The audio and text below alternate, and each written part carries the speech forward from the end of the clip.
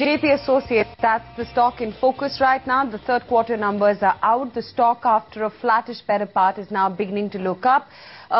Just to walk you through the numbers, the top line has come in at 3,258 crore rupees. It's a little lower than what the ET Now poll was actually pegging it to come in at. 3,480 crore rupees is what we were expecting. 205 crore rupees on the net profit figure. That too is a little... that actually is higher because we were expecting a figure of about 149 crore rupees. 205 is where the net profit has come in at. I just want to wait by in terms of what the EBITDA performance has been for JP Associates, because we were expecting pressure this time around.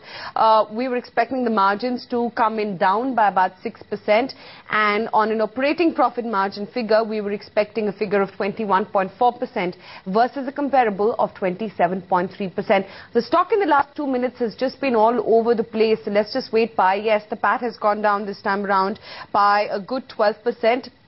While we were expecting the PAT to come in lower by about 35 to 36 odd percent.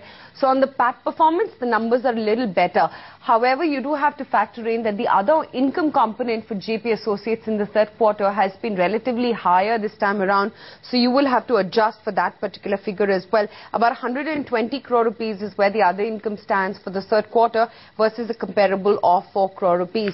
We're expecting the revenue to grow on the back of the cement capacities as well as volume. So we will need to see what is the breakup of how the various businesses or segments have actually performed for JP Associates. Realty and EPC business is going to see some recovery, so we will need to wait, watch out for what is the performance of the realty as well as the EPC business.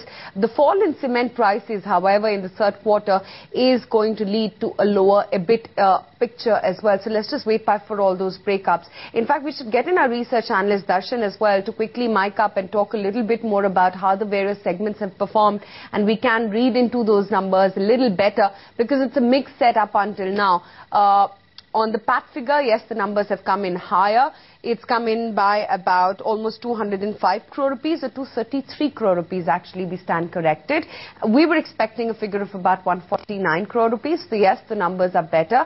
Even in terms of the sales, they've reported a number of about 3258. We were expecting 3480. So that's pretty much in line, you would have to say.